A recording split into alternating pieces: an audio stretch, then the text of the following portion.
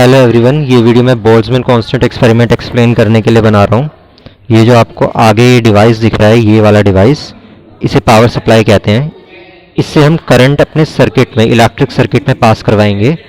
इसे ऑन करने का तरीका सीखते हैं पहले, क्योंकि एक्सपेरिमेंट कर रहे हैं तो आपको सीखना होगा एक एक इक्विपमेंट को ढंग से यूज़ करना। तो इस पावर सप्लाई का जो पीछे से वायर निकलता है, इससे उस वायर को, इस वायर को, पावर सप्लाई के वायर को हमने जोड़ रखा है इस स्विच से जोड़कर। ये अभी ऑफ है, ये अब ऑन हो गया है, तो हमने इस पावर सप्लाई को ऑन कर दिया है। तो यहाँ से हमने इस पावर सप्लाई का स्विच ऑन कर दिया। ऑन करने के लिए इस चीज़ को देखो, इस सर्कल वाली चीज़, ये अभी ऑफ है, ये अब ऑन है। तो ये ऑन हो चुका है, बट अभी भी हमें कुछ दिख नहीं रहा है इसके स्क्रीन पे। स्क्रीन पे कुछ देखने के लिए हमें इसके इधर से इस पावर वाले बटन को ऑन करना होगा। ये जो ज़ीरो दिख रहा है, ये ऑफ है अभी। इसे ऑन करने के लिए यहाँ पे ऑन करना पड़ेगा। ये ऑन हो गया, ऊपर की तरफ ऑन होता है, नीचे की तरफ ऑफ हो जाता है। ऊपर की तरफ ऑन होता है। अब ये ऑन होते के साथ यहाँ पे दिख रही है वोल्टेज कितनी है इसमें, 11.7 वोल्ट। इधर देख रहे हैं वोल्टेज 2.9 वोल्ट। इधर हम देख रहे हैं 0 एम्पियर। ए जो साइन है वो साइन है एम्पियर का, वी जो साइन है वो है वोल्ट का। तो यहाँ वोल्टेज दिख रही है, यहाँ पे एम्पियर दिख रहा है, यहाँ पे भी वोल्टेज दिख रही है। ये जो डिवाइस है ये रेगुलेटेड डीसी पावर सप्लाई है। इससे हम डीसी पावर सप्लाई अपने एक सर्किट में देते हैं। वो सर्किट हमने यहाँ से वायर से बना रखा है। तो इस इलेक्ट्रिक सर्किट में अगर हमें पावर देनी है, हमें मतलब करंट पास करवाना है, तो हम इस स्विच से एसी करंट, क्योंकि इस स्विच में एसी करंट है, हमारे घर में एसी करंट आता है, तो इस एसी करंट को इस डीसी पावर सप्लाई के पास इस डीसी पावर सप्लाई तक पास करवाते हैं। वहाँ से इस एसी करंट को, ये डीसी सप्लाई उस एसी करंट को कन्वर्ट कर देता है डीसी करंट में। इसका यही काम है। तो ये हमें डीसी करंट देता है। तो ये जो जहाँ पे हमने वायर्स लगा रखे हैं, इधर और इधर जो हमने वायर्स लगा रखे हैं, इन वायर्स से हम इस पावर सप्लाई से जनरेटेड डीसी करंट को अपने सर्किट में फ्लो करवा रहे हैं। यानी कि हमें अपने सर्किट में डीसी करंट मिल रहा है, ना कि एसी करंट। सो हम डीसी करंट इसलिए यूज़ कर रहे हैं क्योंकि हमें एक पीएन जंक्शन डायोड पे वर्क करना है, और हमें पता है डायोड के कैरेक्टरिस्टिक्स क्या होते हैं। सिंपल वर्ड्स में बोलूँ तो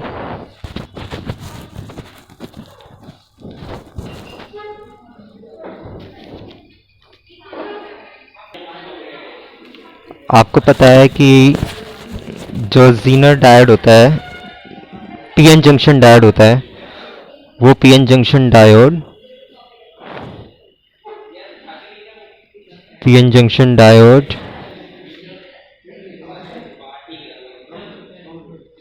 को ऐसे पीएन जंक्शन डायोड को शो करते हैं। पीएन जंक्शन डायोड होता है ये, और इसके इधर एक ऐसे लगाते हैं, ये साइन होता है पीएन जंक्शन डायोड का। इसके इधर पॉजिटिव टर्मिनल होता है, ये वाला पॉजिटिव टर्मिनल है इसका, ये नेगेटिव टर्मिनल है। तो यहाँ से हम एक वायर कनेक्ट कर सकते हैं। वो वायर एक सर्किट में जाएगी। इधर सर्किट में एक पावर सप्लाई होगी, उस पावर सप्लाई से यहाँ से ये सर्किट पूरा हो जाएगा। तो करंट कैसे फ्लो करेगा, ये बैटरी का पॉजिटिव, ये नेगेटिव, यहाँ से करंट निकलेगा इस डायरेक्शन में, करंट यहाँ से फ्लो करेगा इस डायरेक्शन में, इस जीनर डायोड तक जाएगा। इस जीनर डायोड से पास होता हुआ करंट इधर जाएगा और यहाँ से वापस नेगेटिव टर्मिनल तक जाएगा। तो इस जीनर डायोड अभी फॉरवर्ड बायस्ड है। इसका मतलब है जीनर डायोड से करंट पास होगा, जीनर डायोड अपने से करंट पास होने देगी, तो करंट इससे पास होकर पूरे सर्किट में फ्लो कर सकता है, क्योंकि अभी जीनर डायोड फॉरवर्ड बायस्ड है। जीनर डायोड को फॉरवर्ड बायस्ड करने के लिए बैटरी का पॉजिटिव टर्मिनल जीनर डायोड के पॉजिटिव से कनेक्ट करते हैं, बैटरी का नेगेटिव टर्मिनल जीनर डायोड के नेगेटिव टर्मिनल से कनेक्ट करते हैं। ये जीनर डायोड यहाँ पे फॉरवर्ड बायस्ड है। अब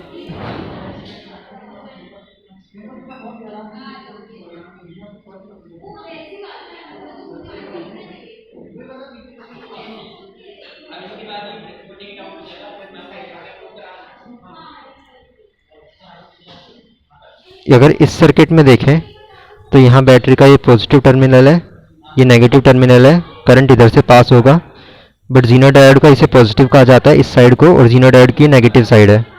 तो आपको दिख रहा है ये पॉजिटिव टर्मिनल बैटरी का जीनो डायोड के नेगेटिव से कनेक्टेड है, और बैटरी का नेगेटिव टर्मिनल जीनो डायोड के पॉजिटिव से कनेक्टेड है। तो ये हमारा बैटरी यानी हमारा पावर सप्लाई जीनो डायोड से उल्टा कनेक्टेड है। तो इस वजह से ये जो करंट यहाँ से फ्लो होगा वो इस जीनो डायोड से पास नहीं हो पाएगा, क्योंकि जीनो डायोड अभी रिवर्स बायस्ड है, यानी ये करंट को पास नहीं करेगा। तो जीनो डायोड को यही काम होता है, करंट को एक डायरेक्शन में पास होने देता है और दूसरे डायरेक्शन में करंट पास नहीं हो सकता जीनो डायोड से। तो इस सर्किट में करंट पास नहीं हो पाएगा क्योंकि जीनो डायोड रिवर्स बायस्ड है, बट इस सर्किट में करंट पास हो पाएगा क्योंकि जीनो डायोड फॉरवर्ड बायस्ड है। तो आपको ये देखना है कि ये जो आपको इतनी बड़ी चीज़ दिख रही है ना, ये एक्चुअल में हमारी पावर सप्लाई है, जिसे डायग्राम ने हमें, ये है हमारा जो पावर सप्लाई, ये पावर सप्लाई जो आपको डायग्राम में ऐसे दिख रहा है, ये सेम चीज़ ये है, ये हमारा पावर सप्लाई है। तभी इसका नाम भी रखा है regulated DC power supply. Now इस पावर सप्लाई से हमें जीनो डायोड को कनेक्ट करना है, बट हम ये जो सर्किट बना रहा है उस सर्किट से हम बोल्ट्जमैन कांस्टेंट को फाइंड आउट करेंगे। तो वो सर्किट जो दिखेगा, उस सर्किट का डायग्राम अगर बनाऊं तो वो होगा, तो ये जो आपको डायग्राम दिख रहा है, ये वाला डायग्राम, यानी ये वाला डायग्राम ये है हमारा वो सर्किट जिस सर्किट से हम बोल्ट्जमैन कांस्टेंट को कैलकुलेट करेंगे। इसमें आपको दिख रही है यहाँ पर पावर सप्लाई, ये पॉजिटिव, ये नेगेटिव टर्मिनल पावर सप्लाई का। तो ये पावर सप्लाई हमारे पूरे सर्किट में करंट पास करेगी। इस पावर सप्लाई के पॉजिटिव टर्मिनल से हमें जोड़ना है एक रेजिस्टर R, जिसे मैं R से डिनोट कर देता हूँ। ये है हमारा रेजिस्टर, जिसे मैंने डायग्राम में ऐसे दिखा रखा है। एक रेजिस्टर जोड़ना है हमें बैटरी के पॉजिटिव यानी पावर सप्लाई के पॉजिटिव टर्मिनल से। पावर सप्लाई के पॉजिटिव टर्मिनल से एक रेजिस्टर जुड़ेगा, उस रेजिस्टर को जोड़ना है डायोड से। और कैसे जोड़ना है? पॉजिटिव टर्मिनल के, यानी डायोड के पॉजिटिव टर्मिनल से रेजिस्टर कनेक्टेड होगा। फिर डायोड के पॉजिटिव टर्मिनल के बाद ये जो नेगेटिव टर्मिनल है डायोड का, ये कनेक्ट होगा आगे जाकर एक मिली एम्पियर से, और मिली एम्पियर से इस तरीके से कनेक्ट होगा कि पॉजिटिव टर्मिनल ये डायोड का नेगेटिव मिली एमीटर से ऐसे कनेक्ट होगा कि मिली एमीटर का पॉजिटिव टर्मिनल जो है वो डायोड के नेगेटिव टर्मिनल से कनेक्टेड होगा। मिली एमीटर का पॉजिटिव टर्मिनल डायोड के नेगेटिव टर्मिनल से कनेक्टेड होगा, और मिली एमीटर का नेगेटिव टर्मिनल, ये नेगेटिव टर्मिनल मिली एमीटर का, ये कनेक्टेड होगा बैटरी के नेगेटिव टर्मिनल से। और एक और चीज़, डायोड के पैरेलल में एक वोल्ट मीटर, ये है हमारा वोल्ट मीटर, एक वोल्ट मीटर लगाना है डायोड के पैरेलल में। तो वो वोल्ट मीटर हमें वोल्टेज बताएगा अक्रॉस द डायोड। और ये जो एमीटर है यहाँ पर, इसे कहते हैं एमीटर, पर ये एम ए इसलिए लिखा है क्योंकि ये है मिली एमीटर हमारा, तो हमें करंट मिली की रेंज में बताएगा, यानी मिली एमीटर की रेंज में हमें करंट बताएगा। ये बताएगा कि सर्किट में कितना करंट पास हो रहा है। वो डिटेक्ट करने के लिए हमने इस मिली एमीटर को इधर लगाया है, ये वोल्ट मीटर लगाया ताकि ये बताए कि इस डायोड के अक्रॉस कितनी वोल्टेज ड्रॉप है। तो डायोड के अक्रॉस की वोल्टेज ड्रॉप हम इस वोल्ट मीटर से हम इस डायोड के अक्रॉस की वोल्टेज ड्रॉप पता कर सकते हैं कि इसके अक्रॉस कितनी वोल्टेज है। वो जो वोल्टेज इस बैटरी ने सप्लाई करवाई थी, वो वोल्टेज इस रजिस्टर के अक्रॉस भी कुछ वोल्टेज ड्रॉप होगा, कुछ वोल्टेज ड्रॉप इस डायोड के अक्रॉस भी होगा। तो डायोड के अक्रॉस जो वोल्टेज ड्रॉप होगा वो इस वोल्ट मीटर में पता चल जाएगा। ये वोल्ट मीटर इस डायोड के अक्रॉस वोल्टेज ड्रॉप बता देगा। ये जो रजिस्टर है, इस रजिस्टर के अक्रॉस भी कुछ वोल्टेज ड्रॉप होगी, लेकिन वो हमारे एक्सपेरिमेंट में हम कैलकुलेट नहीं करेंगे क्योंकि उसका लेना देना नहीं है बोल्ट्जमैन कांस्टेंट निकालने से। वैसे तुम चाहते तो एक वोल्ट मीटर यहाँ पर ऐसे करके भी लगा सकते थे, उससे तुम्हें इस रजिस्टर के अक्रॉस वोल्टेज ड्रॉप पता चल जाती। तो क्वेश्चन है कि ये रजिस्टर यहाँ पर क्यों लगा रखा है? ये इसलिए लगा रखा है ताकि ज़्यादा करंट ना इस डायोड में ना चला जाए, क्योंकि डायोड जो होते हैं ना, वो ज़्यादा करंट अगर डायोड से पास करेंगे, यानी बैटरी से करंट निकला और डायोड में गया और डायोड से पास हुआ, अगर करंट डायोड से पास होता है, बहुत हाई अमाउंट में करंट डायोड से पास होता है, तो डायोड डैमेज हो जाता है। तो डायोड डैमेज ना हो इसलिए हमने डायोड में करंट भेजने के पाथ में, इस पाथ में एक रजिस्टर लगा दिया ताकि कुछ वोल्टेज ड्रॉप इस रजिस्टर के अक्रॉस हो जाए और फिर इस रेजिस्टर से होते हुए जब करंट आगे जाएगा ना तो डायोड को हर्ट नहीं करेगा, क्योंकि अगर यहाँ रेजिस्टर नहीं होगा और सारी की सारी वोल्टेज ड्रॉप इसके अक्रॉस ही हो जाएगी ना, तो इसमें बहुत ह्यूज करंट पास हो जाएगा, क्योंकि इसके अक्रॉस जो वोल्टेज ड्रॉप होगी उसको V is equal to I R formula तो पता ही होगा। तो अगर यहाँ पर रेजिस्टर ना लगाया जाए तो सारी की सारी वोल्टेज ड्रॉप सिर्फ डायोड के अक्रॉस हो जाएगी, क्योंकि और थोड़ी सी मिलियमीटर पे भी तुम मान सकते हो थोड़ी सी वोल्टेज ड्रॉप इसके अक्रॉस भी हो जाएगी, पर बहुत कम। ज़्यादातर वोल्टेज ड्रॉप इसके अक्रॉस हो जाएगी अगर रेजिस्टर हटा दिया तो। और ऐसे में क्या होगा, इसका एक पर्टिकुलर रेजिस्टेंस होगा R, तो अगर इसके अक्रॉस सारी वोल्टेज ड्रॉप है, for example V voltage drop इसके अक्रॉस है, V वोल्टेज ड्रॉप डायोड के अक्रॉस हो गई और डायोड का रेजिस्टेंस है R, तो डायोड के अक्रॉस एक ह्यूज करंट भी आ जाएगा। क्यों आ जाएगा? क्योंकि अगर वोल्टेज ड्रॉप ज़्यादा होगी, डायोड का रेजिस्टेंस तो फिक्स है, तो रेजिस्टेंस तो कांस्टेंट है डायोड का, तो डायोड पे अगर वोल्टेज बढ़ाई जाए तो डायोड के अक्रॉस करंट भी बढ़ जाएगा, और डायोड के अक्रॉस करंट बढ़ गया तो डायोड फ्यूज हो जाएगा, खराब हो जाएगा डायोड। तो डायोड खराब ना हो इसलिए हम नहीं चाहते कि डायोड के अक्रॉस ज़्यादा करंट पास हो, करंट ज़्यादा पास ना हो, इसलिए हम वोल्टेज को कम कर देंगे डायोड के अक्रॉस। तो अगर डायोड के अक्रॉस वोल्टेज कम हो जाएगी तो डायोड के अक्रॉस करंट अपने आप कम हो जाएगा, क्योंकि डायोड का रेजिस्टेंस तो कांस्टेंट है। तो अगर डायोड के अक्रॉस वोल्टेज बढ़ती है तो डायोड के अक्रॉस करंट अपने आप बढ़ेगा। उसी तरह डायोड के अक्रॉस अगर वोल्टेज कम होती है, डायोड के अक्रॉस अगर वोल्टेज कम होती है तो डायोड के अक्रॉस करंट भी कम हो जाएगा। तो हम नहीं चाहते कि इस डायोड से ज़्यादा करंट पास हो, इसलिए हम डायोड के अक्रॉस ज़्यादा वोल्टेज नहीं ड्रॉप करना चाहते, नहीं चाहते ज़्यादा वोल्टेज यहाँ आए, इसलिए ये रेजिस्टर यहाँ लगा दिया ताकि ये कुछ वोल्टेज ड्रॉप अपने ऊपर ले ले और इस पर कम वोल्टेज जाए ताकि इससे कम करंट पास हो। तो इसके यहाँ होने का ये रीज़न है, ये तुम्हें याद रखना है, टीचर पूछेगा तुमसे, वो तुमसे पूछेगा कि जब तुम प्रैक्टिकल कर रहे होगे या वाइवा दे रहे होगे। तो ये सर्किट समझ आया, यहाँ पे एक पावर सप्लाई है, वो पावर सप्लाई असली में दिखने में कैसा होगा जब तुम एक्सपेरिमेंट करोगे, वो ये होगा, इस पे लिखा होगा रेगुलेटेड डीसी पावर सप्लाई। तुम्हें डीसी पावर सप्लाई ही यूज़ करना है, एसी नहीं करना है, याद रहना है। अब ये पावर सप्लाई कौन सा पावर सप्लाई है मैंने तुम्हें बता दिया, दिखा दिया, ये वाला पावर सप्लाई यूज़ करना है तुम्हें, डीसी पावर सप्लाई। फिर तुम्हें एक रजिस्टर यूज़ करना है, डायग्राम में तो तुम रजिस्टर देख पा रहे हो, पर असली में ये रजिस्टर, इस रजिस्टर को मैंने R वेरिएबल से डिनोट कर रखा है, R मतलब रजिस्टर। तो ये रजिस्टर तुम डायग्राम में तो देख रहे हो, पर असली एक्सपेरिमेंट में तुम्हें पता होना चाहिए रजिस्टर दिखता कैसा है। तो रजिस्टर दिखता है ऐसा, ये चीज़ है रजिस्टर। ये काम कैसे करता है मैं समझाता हूँ। यहाँ पर एक सर्किट है, इस सर्किट में करंट पास हो रहा है, यहाँ से करंट गया इस तक, अब इस डायोड से पूरा करंट पास होता हुआ, या मतलब इसके अंदर से, क्या कह रहा हूँ मैं, सॉरी, इस रेजिस्टर में से करंट पास होगा। अब ये रेजिस्टर सर्किट में कितना करंट, क्या कह रहा हूँ मैं, सॉरी, दोबारा रिपीट करता हूँ, इसके बारे में अब तक मैंने जो बोला है वो दोबारा से बोलता हूँ। ये सर्किट में रेजिस्टेंस देता है, तो इसके जितने स्विचेस तुम इससे ऐसे निकाल दोगे ना, उतना रेजिस्टेंस सर्किट के अंदर बढ़ जाएगा। जैसे कि तुमने अभी ये पर्टिकुलर पिन, ये जो पिन थी जो अंदर डली हुई थी, तुमने अभी अभी इस पिन को बाहर निकाला। इसका क्या मतलब है? इसका मतलब है कि तुमने 2000 ओम का रेजिस्टेंस ना अपने सर्किट में डाल दिया है। इसका मतलब अब ये जो डिवाइस है ये एक रेजिस्टर की तरह काम करेगा, जिसका रेजिस्टेंस कितना होगा, 2000 ओम।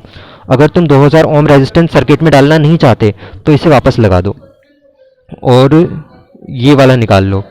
ये वाला निकाला, इसका मतलब तुमने अपने सर्किट में 200 ओम का रेजिस्टेंस डाल दिया है, तो मतलब तुम्हारे सर्किट में 200 ओम का रेजिस्टेंस आ गया है।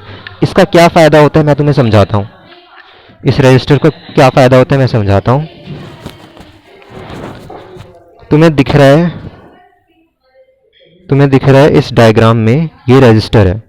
हमने रेजिस्टर लगाया था ताकि ज़्यादा वोल्टेज ड्रॉप डायोड के अक्रॉस ना हो जाए, ताकि इससे ज़्यादा करंट पास ना हो जाए।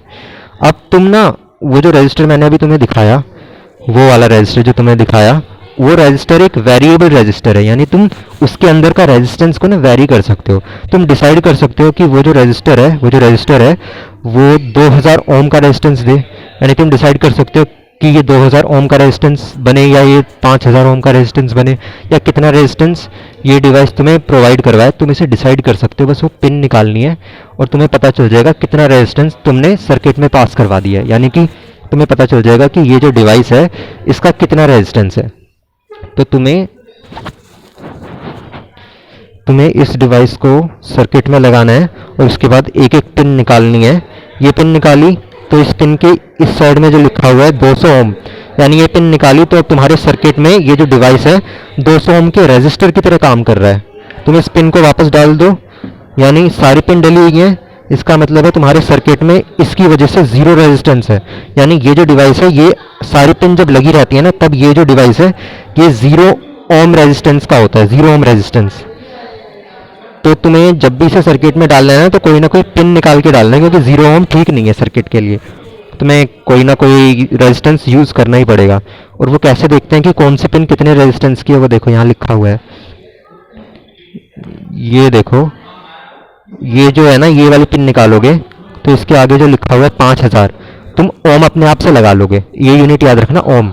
तो 5000 ओम, ये 5000 ओम का रेजिस्टेंस है। इस पिन को निकाला ना, तो इस पिन को निकालने की वजह से ये जो पिन थी मैंने बाहर निकाल ली, ये पिन जो थी मैंने बाहर निकाल ली। तो ये जो डिवाइस है अब ये 5000 ओम के रेजिस्टर की तरह काम कर रहा है, यानी मेरे सर्किट में मैंने 5000 ओम का एक रेजिस्टर लगा दिया है।